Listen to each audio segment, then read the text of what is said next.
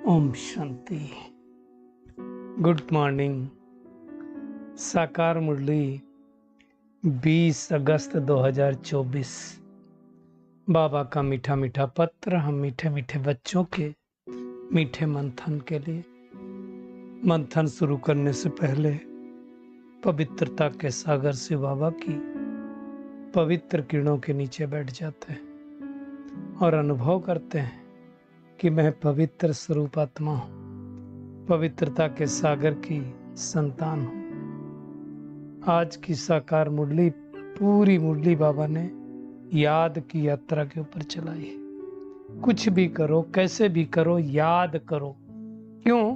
क्योंकि बाबा कहता है याद करने से ही विकर्म विनाश होंगे और दूसरा कोई तरीका है ही नहीं। चलते फिरते करो, उठते बैठते करो, नहाते करो, खाते करो, पीते करो, बाप को याद करो और घर को याद करो। बाबा कहता है यही बहादुरी है ना? क्यों हम याद नहीं कर पाते हैं उसको देखेंगे। दूसरा, बाबा ने रिगार्ड और डिसरिगार्ड की बात की है। रिगार्ड किसको कहते हैं, डिसरिगार्ड किसको कहते हैं और रिस्पेक्ट क्यों कहते हैं, इसकी हम गहराई में जाने वाले हैं कि क्यों बाबा ने ऐसा कहा और किसको डिसरिगार्ड करते हैं और किसको रिगार्ड करते हैं। कब हम कहेंगे ये डिसरिगार्ड है, तो उसके बारे में भी देखेंगे। ज्ञान से भी बाबा ने आज योग को ऊंचा कहा हुआ है। क्यों कहा है बाबा ने, उसकी गहराई में जाएंगे। बाबा ने आज पहरेदारों को भी कहा है कि वो बड़े अच्छे से याद कर सकते हैं, क्योंकि उनको चांस मिलता है। तो उस पे हम देखेंगे। और दूसरा, बाबा ने कहा अगर आप याद करते हो ना, याद का चार्ट रखो ना और अपने आप से पूछो कि हमारा चार्ट कैसा अच्छा है। कई लोग चार्ट रखते हैं, थोड़े दिन बाद फिश टाटा है फिश। तो वो हमें देखना है कि हम कैसे रख सकते हैं।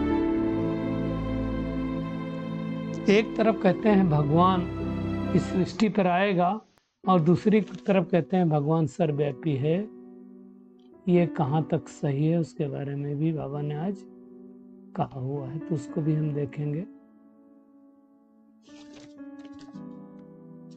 बाबा ने आज कहा बैच ही तुम्हारा मेडल है। कितनी बड़ी बात है।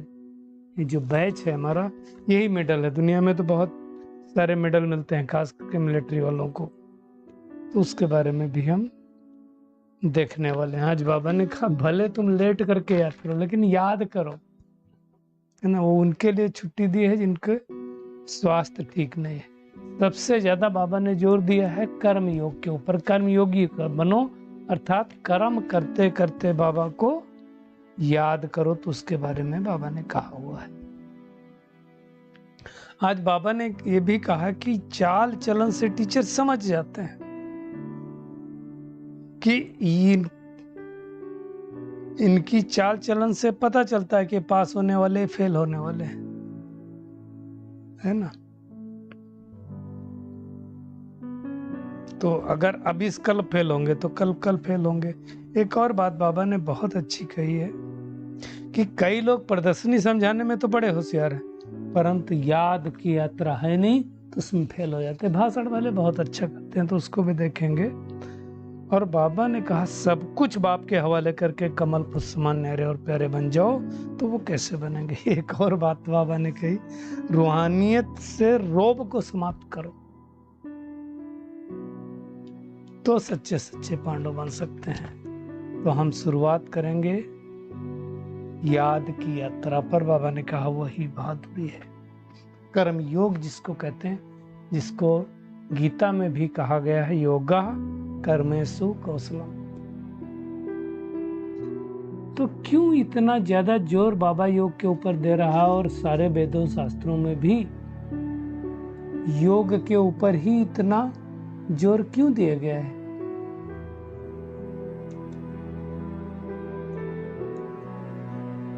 क्यों कहा गया योगा कर्मेषु कौशलम, क्यों कहा गया? क्या अभिप्राय है इसका, इसका मतलब क्या है?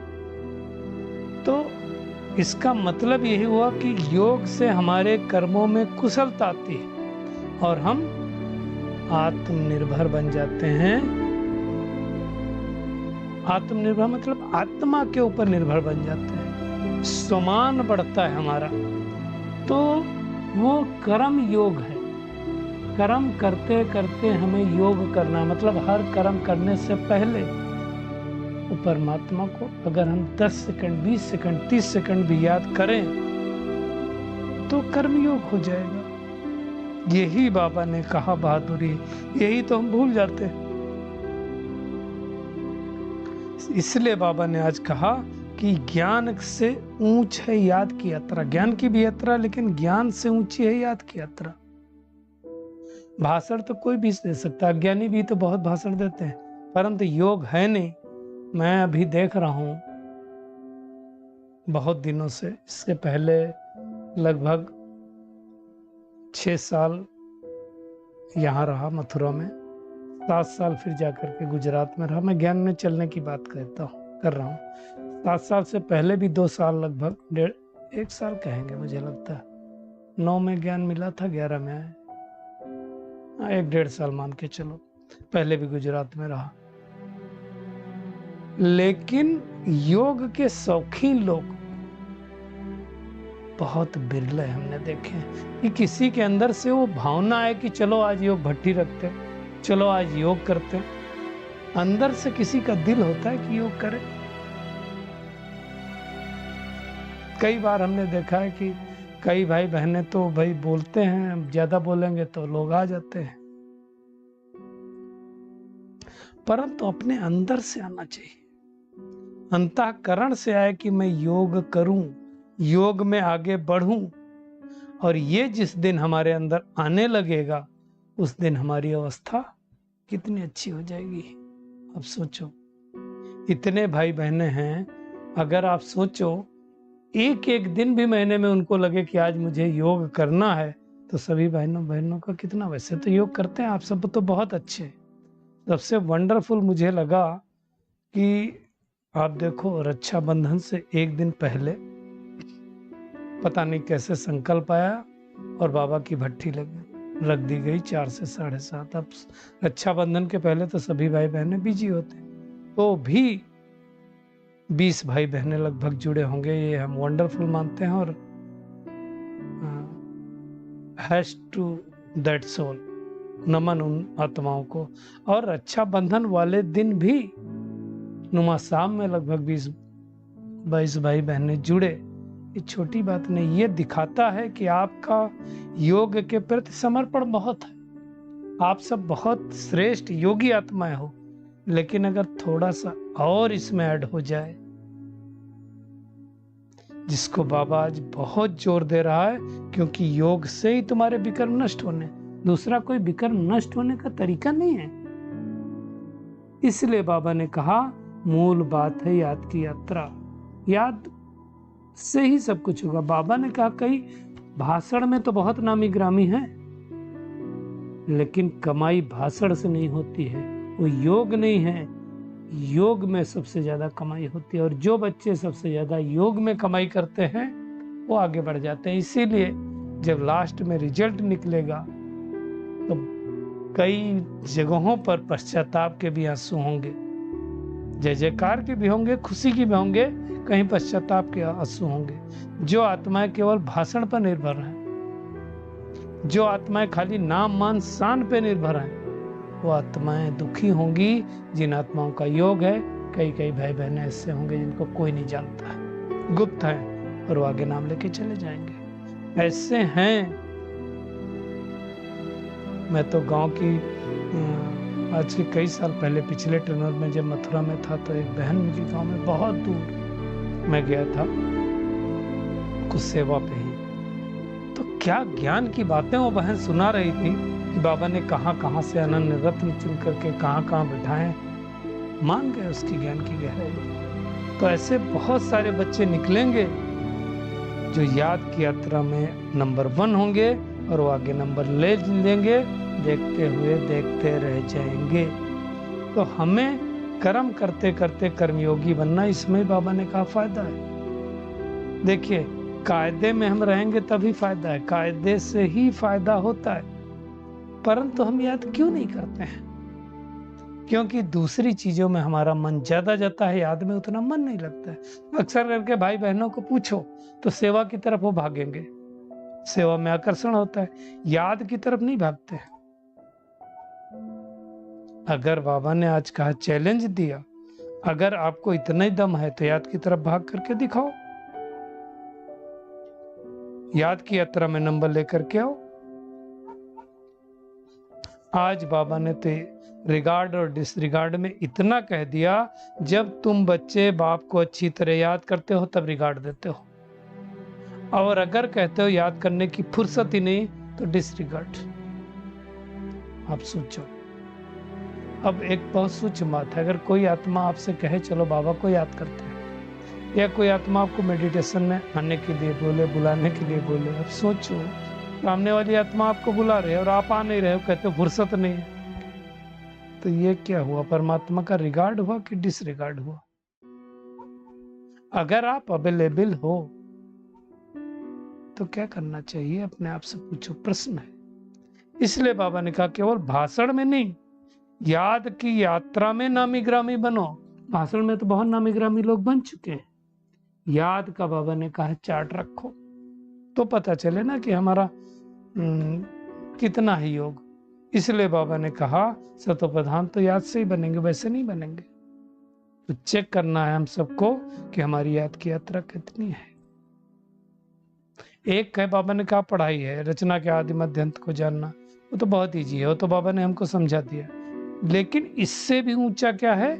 याद की यात्रा, जिसको योग कहा जाता है, जिसको योगा कर्मेसु कौशलम कहा गया, तो वो चीज है, उस बात को हमें ध्यान देना है। योग के बहुत सारे अर्थ हैं, बहुत सारे प्रकार के योग भी होते हैं, हठ योग भी होता है, वो भी तो योग है। लेकिन आत्मा का परमपिता परमात्मा के साथ योग हो, वही तो सर्वश्रेष्ठ राजयोग है।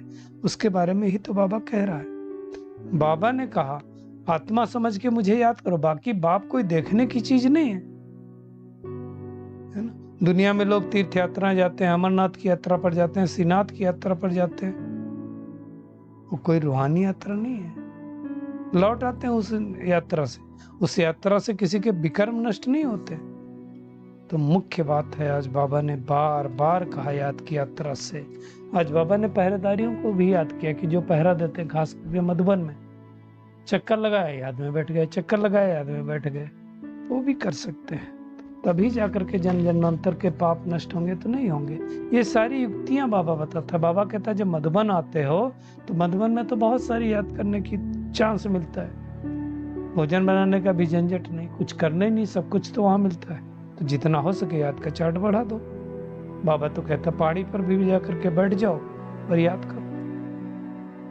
घर गृहस्थ में रहते हुए बाबा ने कहा धंधा धोरी करते हुए भी बुद्धि में परमात्मा की याद रहे, इसमें बहादुरी दिखानी, यही तो कमाई है।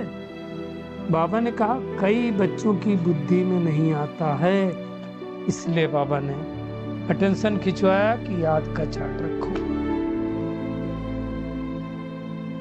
मुख्य बात है पूछना है। बाबा ने कहा अपने आप से पूछो मेरा चार्ट कैसा रहता है। तो पूछे भाई सब अपने आप से कि मेरा चार्ट कैसा है। बाबा तो सब बच्चों की जानता है और सब बच्चों को कहता है कि तुम मुख्य याद की यात्रा ही है। विलायत में रहो, कहीं भी रहो, लेकिन याद करो। फिर बाबा लास्ट में कह देता है फिर कोई करे न करे उनकी मर्जी, अर्जी हमारी, मर्जी आपकी। आज बाबा ने कहा कोई दोस्त हो, कोई रिश्तेदार हो, कोई मित्र संबंधी हो, सबको पैगाम दो। बैच पर भी बाबा ने कहा तुम अच्छी तरह से समझा सकते हो, ये बैच तुम्हारे मेडल है। जैसे सेनाओं के मेडल होते हैं वैसे बैच आपका मेडल है, तो उस पर समझा सकते हो कि बैच में त्रिमूर्ति का चित्र भी है, ऊपर शिव बाबा का, नीचे त्रिमूर्ति, और दूसरी तरफ लक्ष्मी नारायण का चित्र भी है, तो उसको भी समझा सकते हो। क्यों भारत का बेड़ा डूबा हुआ है उसको भी समझा सकते हो, और बेड़ा पार करने के लिए कैसे शिव बाबा इस सृष्टि पर आया हुआ उसको भी समझा सकते हो। अब इतनी सारी बातें जो परमात्मा समझाता है उसको फिर सर्वव्यापी कह दिया। बाबा कहता है यही पैसे की भूल है। ऐसी याद की यात्रा, ऐसी 84 जन्मों का चक्र परमात्मा के सिवाय कोई समझा नहीं सकता। तो मुख्य बात है बैच पर भी समझाओ, कैसे भी करो लोगों को समझाओ। बाबा ने आज कहा भले लेटे लेटे याद करो। अब लेटे लेटे याद करने में एक रिस्क है, नींद आ सकती है। बाबा ने कहा कोई बूढ़ा होगा तो जल्दी सो जाएगा, है ना।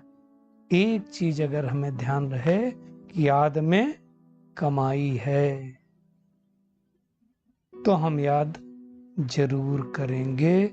और फिर जितना जितना याद करेंगे हमारे कैरेक्टर्स सुधरते जाएंगे। परंतु क्या होता है, माया भी दुस्तर है, माया याद करने नहीं देती है। बाबा ने आज तो शिकायत की कि घर में रहने वालों को इतना कदर नहीं जितना बाहर वालों का है। गोपों की भी आज बाबा ने विशेषता की है कि गोपों की लिस्ट अच्छी है, मतलब जो समर्पित हैं उनसे बाहर वाले रहने वालों का चार्ट बाबा ने कहा अच्छा है। तो आज बाबा ने यह भी कहा कि अपने जीवन को बचाना अपने हाथ में है। देखिए, सबसे पहले हमें खुद के ऊपर ही कृपा करनी है, कोई दूसरा हमारे ऊपर कृपा नहीं कर सकता है। आज बाबा ने कहा तुम कितने महान भाग्यशाली हो, क्यों साहेब जाते बनते हो। सच्चा साहब कौन है? शिव बाबा। तो उसके बच्चे हम कौन हो गए? साहेब जादे। बाबा ने कहा जिस भगवान ने तुमको इतना ऊंच बनाया उनको तुम गाली देते हो, सो भी कच्ची गाली। कच्ची गाली मतलब कुछ सच्चाई तो है ही नहीं ना। तो कर्म करते करते हम याद करेंगे, इसमें फायदा। आज के वरदान पे आते हैं। बाबा ने कहा सब कुछ बाप हवाले कर, कमल पुष्प समान न्यारे प्यारे रहने वाले डबल लाइट भव। देखिए, भगवान का बनना मतलब अपने बोझ उसको अर्पण कर देना। भगवान आया है हमारे बोझ लेने, फिर भी अगर हम अर्पण ना कर पाए तो क्या कहेंगे। डबल लाइट का अर्थ ही बाबा ने बताया, सब कुछ बाप के हवाले कर देना। जैसे दुनिया में नहीं कहते हैं हम कर चले हम फिदा वतन साथियों, अब तुम्हारे हवाले वतन साथियों। तो सब कुछ हवाले कर दो बाप के। तन भी मेरा नहीं, मन भी मेरा नहीं, धन भी मेरा नहीं। जब तन ही नहीं हमारा है, मन ही हमारा नहीं है, तो फिर क्या है। तो तेरा तुझको अर्पण क्या लागे मेरा, वो अब सच कर दो। तो बोझ किस बात का। तो कमल पुष्प का जो दृष्टांत है वो हम बच्चों के लिए। बाबा ने कहा इस समय जितना न्यारे और प्यारे रहेंगे उतना डबल लाइट बन जाएंगे। आज का स्लोगन है, रूहानियत से रोब को समाप्त कर, स्वयं को शरीर की स्मृति से गलाने वाले ही सच्चे पांडव। दुनिया में कहते हैं ना, पांडव जाकर के पहाड़ों पर गल गए। एक्चुअली क्या है, रोब क्रोध का एक रूप है। अब कई लोगों को अपने ज्ञान का भी रोग होता है, अरे मैं बहुत ज्ञानी आदमी हूं। कई लोगों को अपनी सेवा का भी रोग होता है, मेरे जैसी सेवा तो कोई करते नहीं। बाबा ने कहा रूहानियत के द्वारा इसको समाप्त करो। स्वयं को शरीर की स्मृति से गलाने वाले संजो सच्चे पांडव। शरीर की स्मृति से गलाना मतलब क्या हुआ, देह अभिमान की स्मृति से गलाना। कोई शरीर नहीं गलता है, शरीर से गलाने की बात नहीं, पांडव जाकर के वहां गल गए, ऐसा नहीं। देह अभिमान की मिट्टी को गला दो, आत्माभिमानी स्थिति में स्थित हो जाओ, वही सच्चे सच्चे पांडव कहे जाएंगे। तो वो हम सबको मेहनत करनी है ना। और जितना जितना रूहानियत में हम स्थित होते हैं उतना उतना हमारा रोग समाप्त हो जाता है। तो आज का होमवर्क क्या है, सबसे बड़ा होमवर्क यही है कि हमें कर्मयोगी बनना है। काम काज करते करते एक बाबा को चलते फिरते उठते बैठते खाते पीते याद करना है। याद करते हैं तो हम रिगार्ड करते हैं बाबा को, नहीं याद करते हैं तो डिसरिगार्ड करते हैं। वैसे रिगार्ड, रिस्पेक्ट और डिसरिगार्ड तो मैं ज़्यादा समय नहीं लूँगा क्योंकि ये बहुत बड़ा सब्जेक्ट है। देखिए, रिगार्ड आपको पद का, पोजीशन का, उम्र का, अनुभव का करना पड़ता है। कोई आएगा तो आप कुर्सी पर बैठे हैं, आपसे बड़ा है, कुर्सी खाली करेंगे, पद में बड़ा हो चाहे उम्र में बड़ा हो। यह है रिगार्ड। रिस्पेक्ट आता है अंदर से, रिगार्ड आता है बाहर से। और डिसरिगार्ड तो आप सबको पता ही।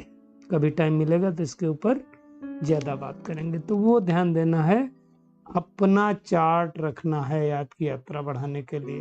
जो युक्तियां हैं याद की भिन्न भिन्न, उनको यूज करना है। वो ना रखना है कि कैसे हम सतो प्रधान बनेंगे, और तन मन धन सब कुछ परमात्मा के को अर्पण करके एकदम हल्के हो जाना है। रूहानियत के द्वारा क्या करना है, रोग को समाप्त कर देना है, और सच्चा सच्चा पांडव बनना है। कभी अहंकार में नहीं आना, खाली भाषण में नामी ग्रामी नहीं बनना है, याद की यात्रा में नामी ग्रामी बनना है। अच्छा, शुक्रिया मीठे प्यारे बाप दादा, शुक्रिया आप सभी का इस मीठे मंथन के लिए। अच्छा, ओम शांति।